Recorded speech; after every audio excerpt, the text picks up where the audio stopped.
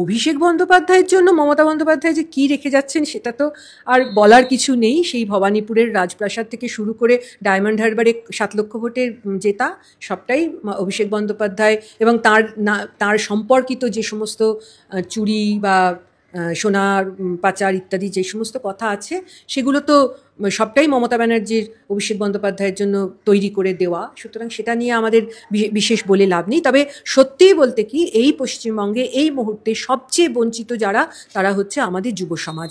আমাদের যুব সমাজ একদিকে যারা লেখাপড়া শিখেছে তাদের যেমন রাস্তায় বসতে হচ্ছে, তাদের জন্য কোনো চাকরি নেই, কোনো কর্মসংস্থান নেই।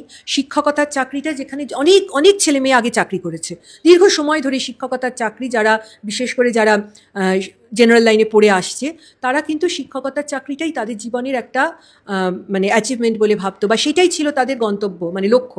সেই জায়গাটাতে একেবারে ধ্বংসের দিকে এগিয়ে গেছে।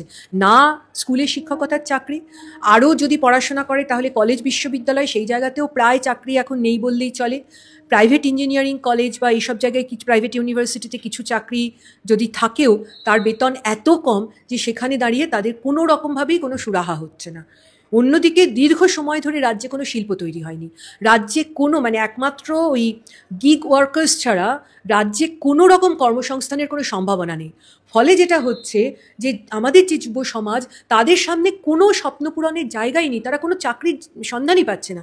প্রচুর পরিমাণে ছেলে মেয়ে তারা মানে স্কুলের গণ্ডি না পেরিয়েও থাকতে পারে, তারাও যেমন পরিযায়ী শ্রমিক হয়ে বিভিন্ন জায়গায় চলে যাচ্ছে, ঠিক তেমনি যারা স্কুলের গণ্ডি পেরিয়েছে তারাও বিভিন্ন রাজ্যে চলে যাচ্ছে।